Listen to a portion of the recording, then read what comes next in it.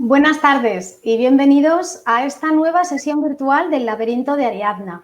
Hoy tenemos con nosotros a Javier López Menacho, que es escritor, es consultor y especialista en comunicación digital. Él nos viene a presentar su último libro, que se titula Yo Charnego, un título ya de por sí polémico, de plena actualidad y que está muy vinculado a la situación política de Cataluña.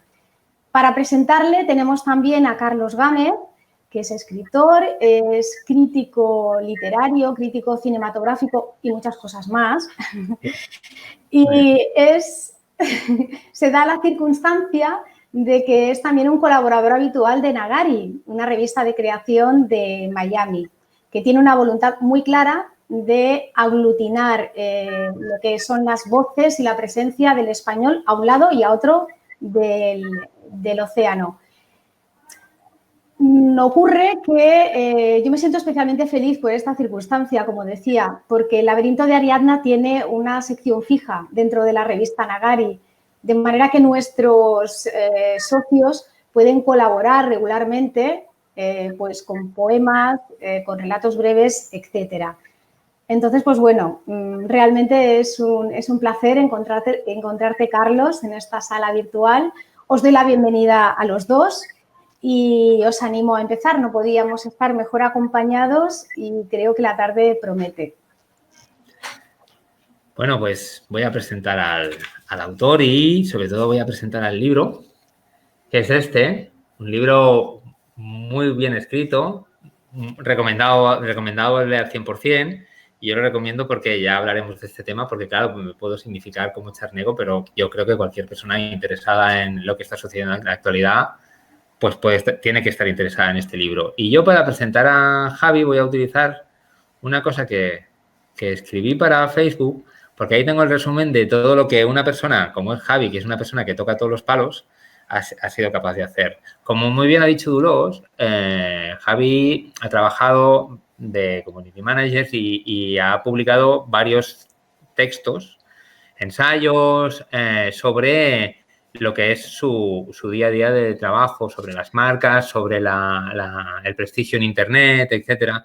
Bueno, por ejemplo, para la editorial WOC publicó SOS 25 casos para recuperar una crisis de reputación digital, y para la que es su sello en la actualidad, que es el que le apoya, Libros de la Catarata, publicó La farsa de las startups.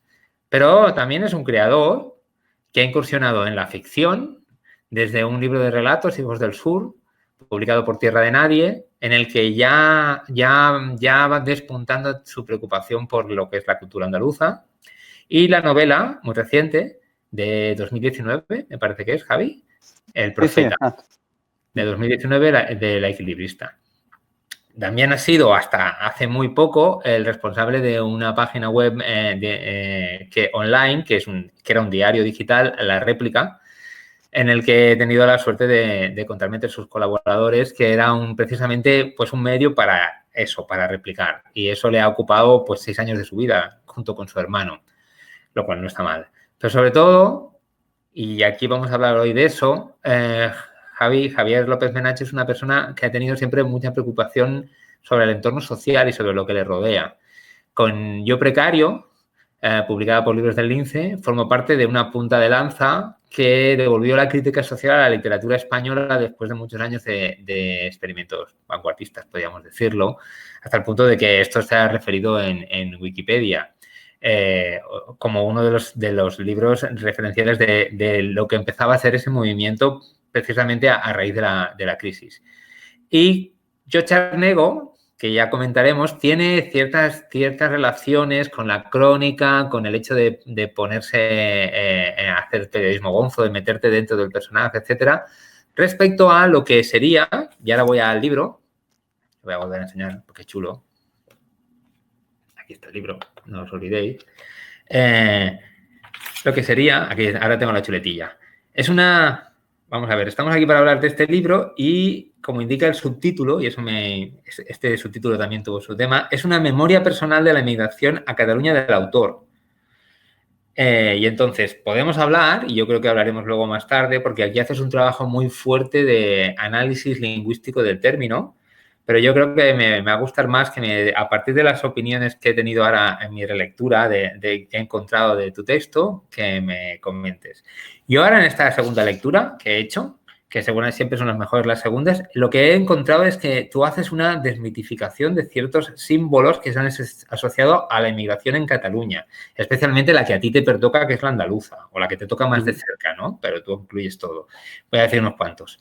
Candel, y si queréis luego podemos hablar un fragmento que tengo por ahí, Justo Molinero, los taxistas, los centros culturales andaluces, el charnego agradecido, la rumba catalana, el somorrostro y sobre todo, y esto me gustaría señalarlo, una escena en el barrio de Andaluza, la leo, que es una crónica magnífica del desencanto con el que se encuentra el narrador, que tiene como una imagen que se deconstruye.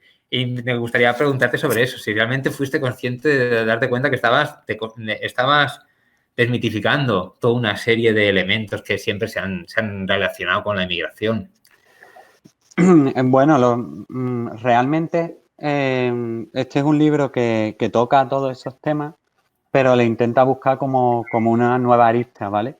En el caso de Candel, por ejemplo, que es la gran referencia por el libro que sacó que tuvo tantísimas ediciones y que llegó a tanta gente, yo creía que en este momento exacto social, lo que es la migración de las personas que vienen del sur a buscar una oportunidad y demás, ya no se correspondía con esa idea de Candel, ya es nueva. Tiene otras características muy diferentes y sin dejar de reconocer que su obra me parece muy, muy importante para entender la migración a Cataluña. Entiendo que ya no te puedes referir a unos patrones pues que no se están dando en la realidad, ¿vale? Digamos que Candela aludía pues a una emigración puramente rural, ¿vale? De rural a Cataluña, también del ámbito rural. Aludía a una migración, digamos, interna en clave del Estado español, es decir, del triunvirato de Andalucía, Extremadura y Murcia hacia Cataluña, y ya, digamos, el conglomerado de migrantes es mucho más amplio. Tú ahora vas a los barrios externos y te pueden contar, pues, pakistaní, chino, te pueden contar, pues, muchas nacionalidades latinoamericanas y ahí, pues, digamos, otra cosa, con patrones muy parecidos, pues digamos, bajo estrato social o no demasiadas posibilidades económicas, con un perfil muy parecido de clase obrera, de clase migrante, eso sí es parecido, pero ya ha llegado a un término muy diferente. Antes se encontraban, digamos, el extrarradio todavía por construir y ahora está construido. Y ahora te encuentras, pues como decía Javier Pérez Andújar, el colchón caliente de las anteriores generaciones migrantes. Los extranjeros que vienen ahora se encuentran, pues, lo que vivieron las anteriores generaciones migrantes que ocupan ahora, y esto es paradójico a veces, pues un lugar como de recelo por el que viene de fuera. Y esa es una de las cosas que hablo en el libro, que el recelo al que viene de fuera suele ser recelo más aporófobo que otra cosa. Es decir, a ti no te molesta si viene alguien de fuera que tiene grandes capacidades económicas, si es un jeque árabe, si es alguien con mucho dinero de Andalucía, no te suele molestar, te molestan que sean pobres, ¿vale? Te suele molestar más cuando viene alguien pues que no tiene capacidad económica, que busca trabajo pues en los espacios donde lo busca la gente a lo mejor con menos titulación, etcétera, etcétera. Y creo que el tiempo ha ido evolucionando y a mí me apetecía de alguna manera pues hablar de nuevo de esa problemática, o sea, no realmente una problemática, sino de la experiencia migrante a Cataluña en un momento, en un contexto con una gran bifurcación política, con un gran conflicto político identitario. Y aquí llega una nueva generación, también migrante, pero en un contexto bastante diferente. Pues me apetecía ver quiénes fueron, quiénes somos y ver qué tenemos en común y qué tenemos de diferente. Y nada, fui investigando. La verdad es que me he leído pues casi todo lo que existe de charneguismo y he ido sacando mis propias conclusiones. Por eso el subtítulo pone, por eso está el yo charnego, que alude obviamente por estilo y por el tipo de crónica al yo precario.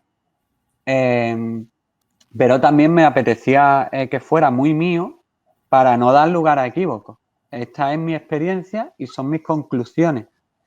Yo no me siento, digamos, con la potestad de hablar de charneguismo y que mi visión coincida con un charnego de 50 o 60 años, ¿vale? Porque su visión llegaron en otra manera a Cataluña, algunos vivieron el ámbito despectivo al charnego en sus carnes de manera muy dura y yo eso no lo viví, yo no lo viví, porque el concepto de charnego está ahora que o bien se reformula, como digo yo, que existe una generación que siempre sienta simpatía hacia algunos de los códigos del charneguismo, del nuevo charneguismo, pero también es posible que desaparezca por desuso, porque la sociedad haya evolucionado. Entonces, bueno, es lo que defiendo en el ensayo. Si desaparece, será una buena noticia para la sociedad, porque hemos superado un estigma. Si se reformula, pues tampoco me parece mal, porque es un homenaje a la memoria, es un homenaje a los antepasados que vinieron aquí, que levantaron de alguna manera el extrarradio de un montón de sitios, que se mezclaron pues con, digamos, el conglomerado catalán y se hicieron parte de ese conglomerado, ¿no? Entonces, sea de una forma u otra, lo que vengo a decir es que la generación migrante de alguna manera triunfó y ganó un espacio social.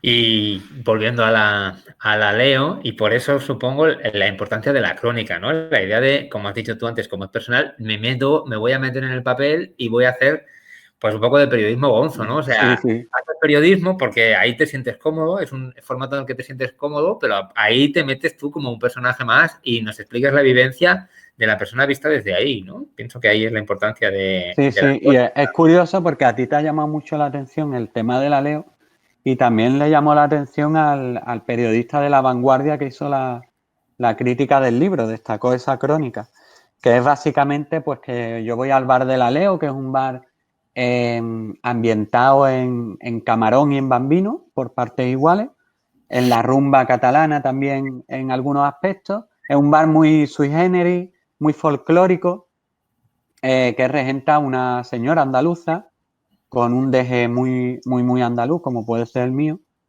y al que acude la gente, digamos, pues casi como el que acude pues a un destino turístico a buscar autenticidad.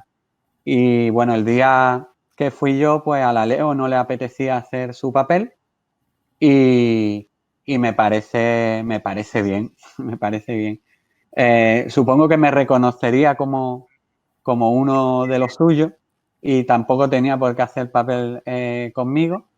Y bueno, me parecía un momento clave de ese conflicto, bueno, no conflicto, sino de ese momento en el que dos generaciones nos vemos, las dos ya muy autoconscientes de nuestro papel en la sociedad y la verdad es que me pareció uno de mis grandes momentos con mi relación con lo andaluz y con mi relación con la primera generación andaluza en Cataluña. El de la Leo, por un lado, digamos clase obrera, la señora tiene 70 años y sigue al pie del cañón en su bar.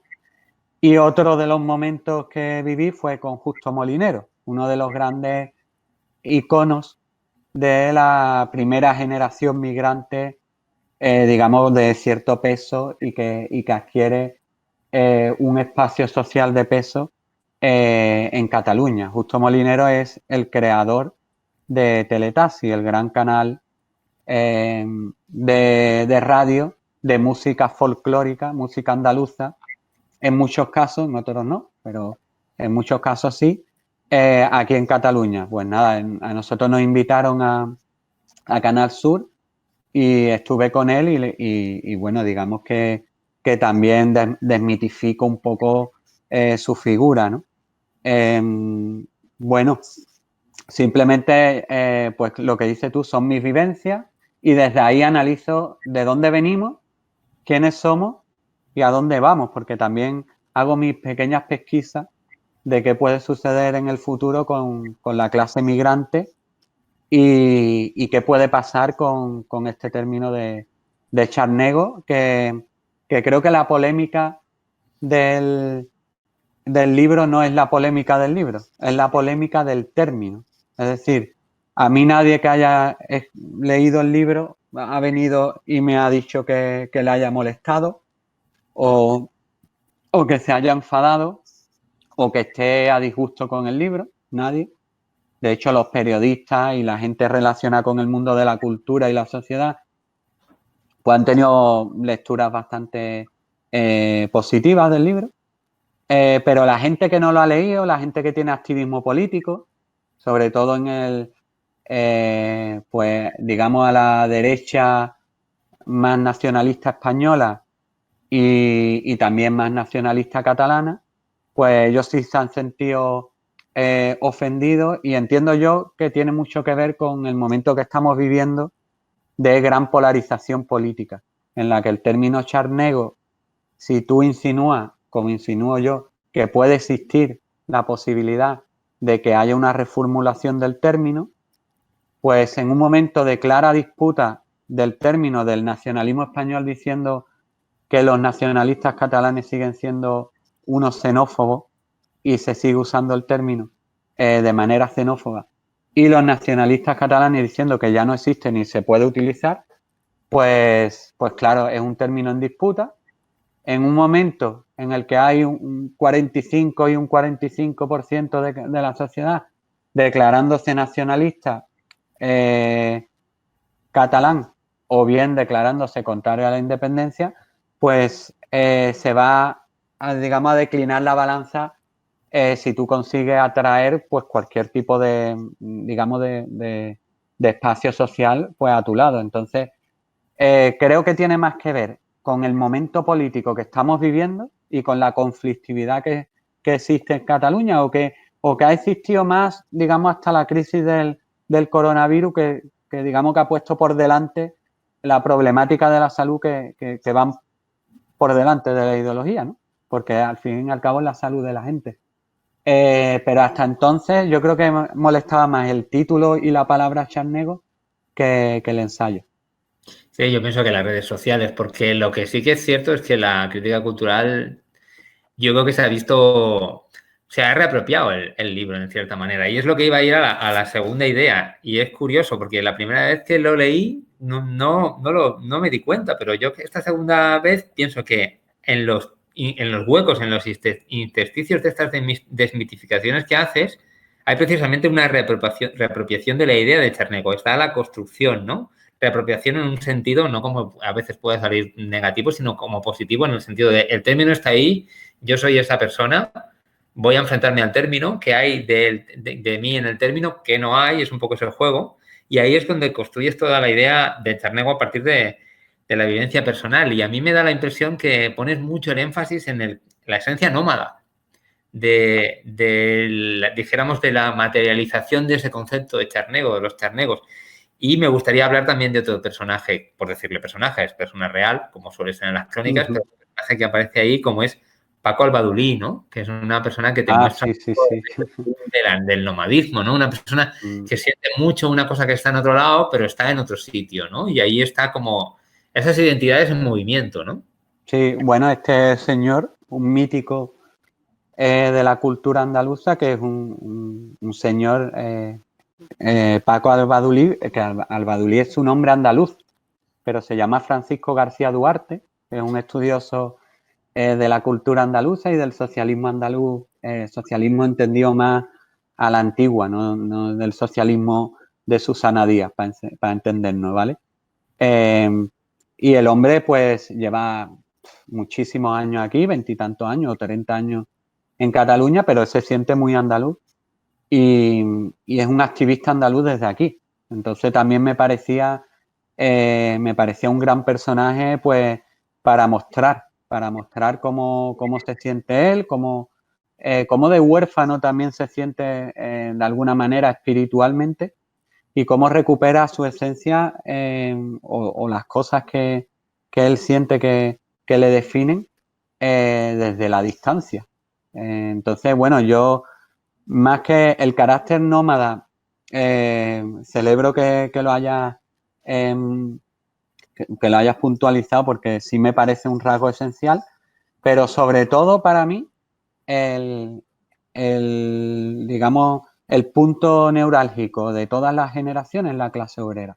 No se entendería los charnegos de antes, los de ahora, los de después, si es que existen en el futuro, sin esa esencia obrera. Porque al final estamos hablando de gente que emigró buscando trabajo y que digamos se enfrentan a las mismas problemáticas, a la división social, a la desigualdad y a intentar hacerse un hueco y una vida digna viniendo, digamos, con una mano delante y con una mano detrás.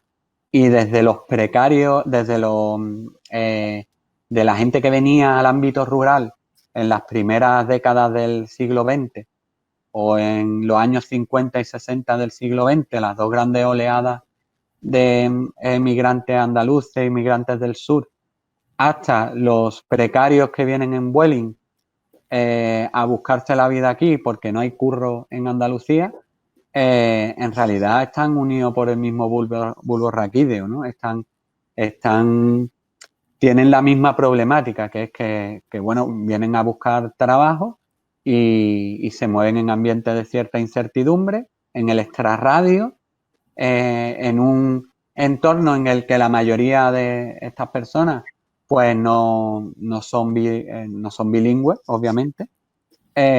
Y bueno, y me parecía que ese efecto espejo en el que hay tantos cambios entre uno y otro, pero al mismo tiempo tantas coincidencias, pues había que homenajearlo de alguna manera. Yo homenajeo el rastro que empezaron por un bosque frondoso nuestros antepasados, nuestros abuelos, nuestras abuelas, que empezaron a achantar la hierba y ahora nosotros nos encontramos un sendero pues muy bonito, lleno de estanques, lleno de arbolitos y eso es gracias a ellos. Ahora si hay mobiliario urbano en los extrarradios es gracias a ellos. Si hay luz es porque ellos lo consiguieron. Si ellos lucharon por los derechos, pues lo estamos heredando nosotros y nosotros ahora tenemos la obligación de luchar por los nuestros para que los hereden los que vengan. Es que yo creo que trazas esa genealogía en el libro. Yo pienso, de hecho, que el mayor acierto del libro, y ahí te quiero preguntar cómo lo construyes, son las personas que eliges, no solo a Paco Albadulí, sino, por ejemplo, el chaval que va a la radio a hablar con Justo Molinero y se queda sin voz, ¿no? Y el juego entre a quién desmitificas y con quién te identificas es un poco lo que creo que construye tu identidad en torno al concepto del charnego y esa genealogía que construyes tú, ¿no? Los que veo, los que no veo, yo me defino a lo que tú has dicho del espejo, ¿no? Me defino a partir de las miradas. Y te quería preguntar, ¿tenías muchas más crónicas y fuiste seleccionando sobre las que tenías de manera que se pudieran construir estos personajes? ¿Hiciste como una criba? Tenía muchas, sí. Sí, quité un montón y el libro fue cambiando. Yo al principio quería que fuera un ensayo puro y duro, estricto, ¿vale? Y luego, quizás por mi manera de escribir y por la manera que yo le consigo darle alma a un texto, es llevándolo al terreno más personal y llevándolo a la crónica. Y ahí lo identificamos rápido, los editores y yo también, que los textos tenían más alma, tenían más verdad cuando más se acercaba a la experiencia humana, ya sea la mía o la de otras personas. Y entonces decidí hacer una especie de mix. Es decir, yo iba a hacer un ensayo, iba a hablar de la condición charnega que fue, de la que podría haber ahora, porque yo sí que creo que no es casualidad, por ejemplo, que Jordi Evo le diga que viva el Charnego Power, que no es casualidad que lo diga, no sé, Hernán Migoya, Antonio Orozco, Andreu Buenafuente, que haya una DJ charnega, que haya una obra de teatro que se llama Charnego, que haya un grupo de música, digamos, folclórica, tecno, rollo Camela, que reivindica los charnegos, que haya un festival de cultura charnega que sufre, digamos, bullying y que sufre toda la animadversión pública y privada y se peta el festival. Creo que todo eso no es casualidad. Yo sí que creo que, aunque sea por una especie de orgullo antepasado, hay mucha gente que tiene orgullo charnego. Y a mí me ha pasado en las presentaciones de los libros que han salido charnegos orgullosos, igual que han salido, también hay que reconocerlo, gente que me ha dicho que ellos no querían ni en pintura escuchar más esa palabra. Y yo les dije, mire, les respeto profundamente, Igual que lo decía Marcé, por ejemplo, cuando le pregunta al País, o Javier Cercas, que lo dijo también, o Maruja Torres. Claro, yo entiendo que esa generación no puede tener la misma sensibilidad que la nuestra y creo que es bueno que no la tengamos. Creo que es bueno. Y creo que es bueno que exista esa diversidad. Ahora, si hay gente que se siente charnega y lo usa como algo identitario a la manera de la teoría queer, why not? O sea, ¿quién le molesta cómo se siente a los demás? ¿Quién soy yo para marcarte a ti cómo te sientes o cómo te dejes de sentir? ¿Tiene calado social? Pues la sociedad lo pondrá en su sitio. Si esto tiene calado social, pues llegará a algo. Que no lo tiene, desaparecerá. Insisto, sea como sea, habrá ganado la partida, digamos, lo contrario al origen del término. Si desaparece, ha vencido la xenofobia. Si se reformula, también. Ese es tu plan, ese es tu objetivo del libro, ¿no? Tu objetivo precisamente ha de existir de otra manera. Y yo me identifico con, y tú dices, yo me identifico con esta nueva manera, con lo anterior lo denuncias, de hecho. Sí, no es que vaya con una bandera, pero sí me veo identificado en la experiencia migrante de los abueletes, en el sentido de que yo también he migrado de alguna manera, aunque yo vine aquí a hacer un máster, pero sí que es verdad que aquí encontré desarrollo profesional en una industria que es muy difícil que exista en Jerez, que es de donde yo soy. En eso sí me siento identificado y también me siento identificado con los nuevos migrantes, obviamente, pues porque somos no de la misma generación, o sea, yo ya no soy ese joven treintañero, veinteañero ya de los 29 de cuando vine, pero sí me siento identificado con los que vienen ahora. Entonces, en ese sentido, pues a mí esta palabra me parecía que tenía algo que ver conmigo. Y bueno, insisto, no es que vaya con una bandera por ahí, pero sí fue el motivo del ensayo la experiencia migrante, la experiencia obrera y también el contexto particular de Cataluña. Porque el contexto particular de Cataluña en el que existe pues una lengua que es fundamental para entender Cataluña, sin la lengua catalana, para mí la lengua catalana es troncal en la identidad catalana, troncal. Y luego también toda la conflictividad política. Entonces todo eso existe y bueno, y se da una circunstancia de la que me apetecía reflexionar, profundizar y dejar, digamos, una nueva fotografía del momento. Yo creo que lo consigues. De hecho, el ensayo está ahí también. Lo he dejado al principio lo he comentado, quizás lo he dejado para el final, pero haces un trabajo a la mitad del libro, entre el primer tercio y la mitad del libro, bastante extenso sobre de dónde viene el término, cómo se aplica, en qué momento, dónde sale. Pero aquí lo pongo, o sea, no haces un estudio a través de los años, sino de los siglos, porque te remontas al siglo XV, de hecho, con los franceses y de dónde viene, pero luego además también haces un análisis bastante profundo de en qué obras, hablas de Marseille, pero también hablas ahora no me sale el nombre, de Casabella. Cantabella y de Paseos con mi madre. De Pérez Andújar. Pérez Andújar, y luego te metes mucho, pero mucho, en todo lo que hay en los blogs y en las publicaciones digitales sobre el término, en todas las polémicas, que eso es arqueología, ¿no? Diría ahí. Sí.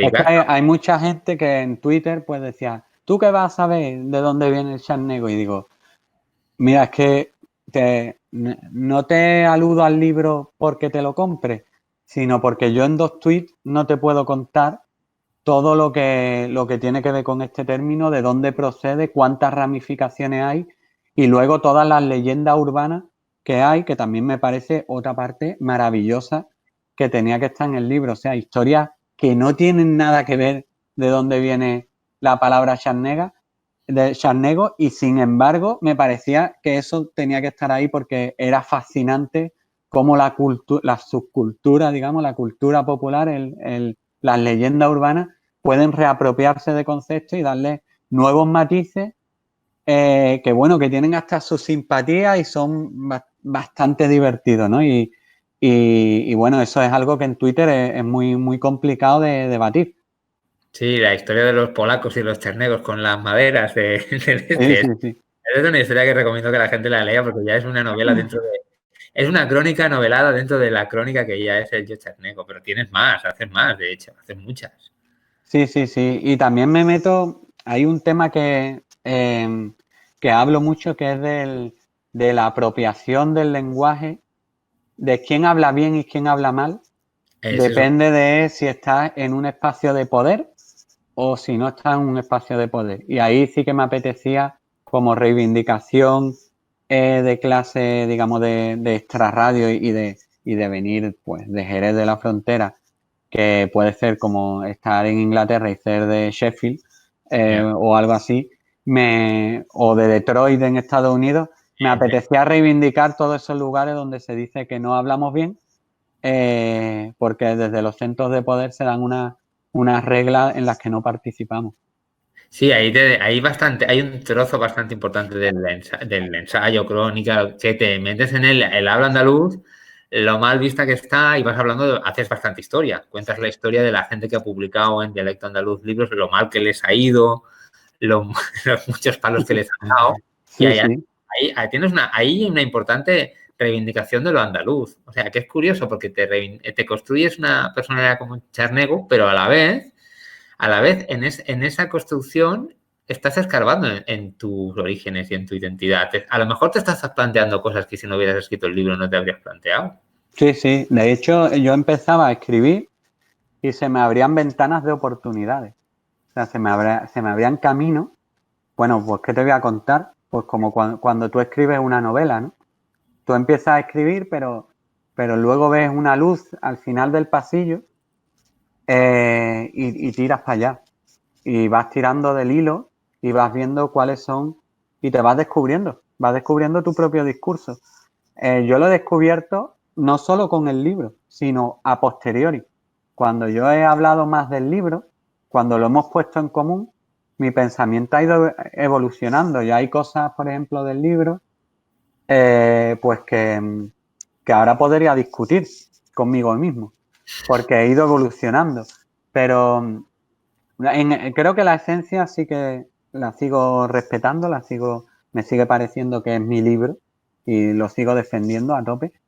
Pero bueno, hay algunos matices que hablando con gente más adulta, que han vivido otras generaciones y que han vivido de otra manera, hay algunos matices y también con muchos amigos catalanes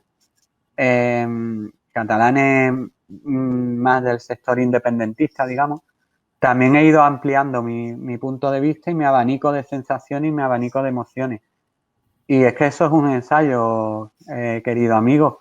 Un ensayo es poner una discusión pública y vamos a hablarlo. Claro, cuando se convierte simplemente en insultos y en gritos baratos de bar, del bar de la blogosfera que es Twitter, pues ya no tiene sentido. Tiene sentido cuando nos hace crecer como pensamiento. Y yo sí que me siento, o sea, hay mucha gente que me ha dicho que yo no tengo potestad para escribir este libro, pero bueno, también me dijeron que no tenía potestad para escribir La farsa de las startups porque no tenía una startup. Y también me sentía un poco no precario porque yo si no tenía dinero me podía volver a mi casa y mis padres pues me mantenían. Entonces siempre he estado en la fina línea de lo auténtico y lo farsante. Entonces, bueno, ya he aprendido a vivir con ello y yo me siento con la potestad de escribir de lo que quiera. Esto sale en el libro. Yo creo que quizá ahí, no sé cuánto tiempo llevamos. Llevamos ya en 5 minutos así lo dejamos. Vale, porque ahí hay un momento en el libro en el que también dices que un amigo, una persona amiga, viene y te dice, tú no eres charnego, tú a mí que me cuentas que no lo eres, ¿no? Que tú estás que no eres charnego, no lo eres. Yo no sé si ese fue el motor del libro o ya lo tenías de antemano. No, lo tenía de antes. Sí, lo tenía de antes, pero sí, hay mucha gente que me ha dicho, pero tú ¿cómo vas a hablar de esto? ¿Tú eres charnego acaso?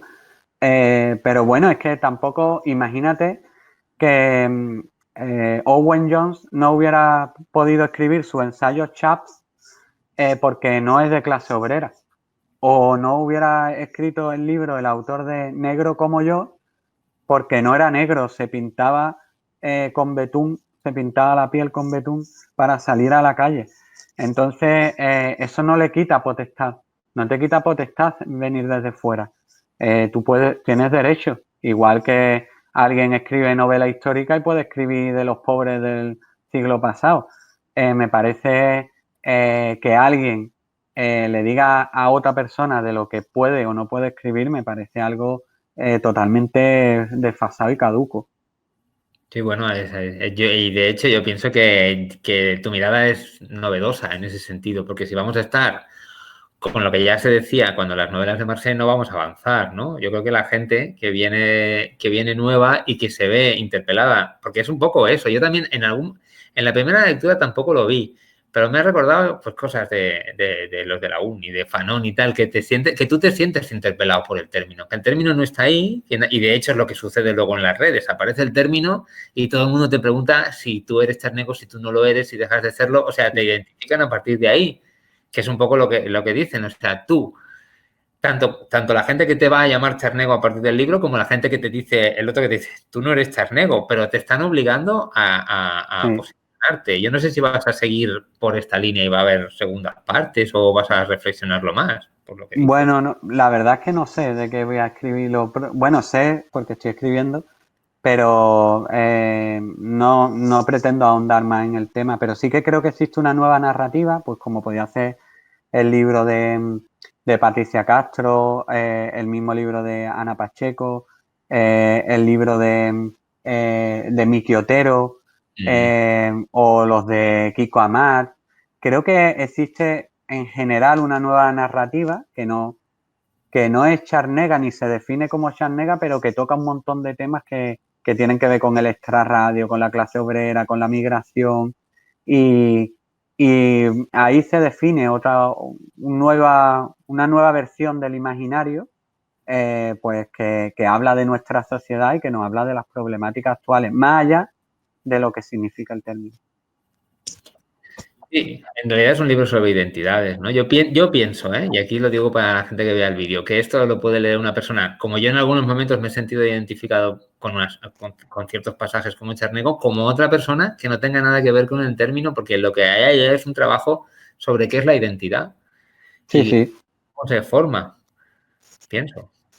Y cómo vamos, yo no le pongo límite, no tienes que sentirte interpelado o no, sino los libros están ahí para que lleguen al que le interese y lo más lejos posible.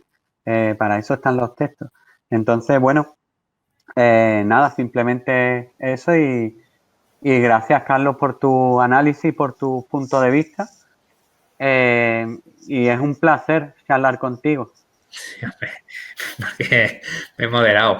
Bueno, yo quiero agradecer a Dolores que nos ha dejado el espacio y sobre todo quiero recomendar a la gente que vea este vídeo que lean el libro para que no hagan esas cosas injustas que pasan ahora en las redes de decidir a partir del título lo que tiene de contenido o no tiene de contenido. La belleza de la lectura es el acto de leer y yo creo que el libro de Javi lo merece. Muchas gracias, Carlos. Muchas gracias, ha sido un placer compartir este espacio y esta sala virtual con vosotros y bueno, espero que no tardemos mucho en volver a vernos. A ver. Adiós. Gracias, Dolores.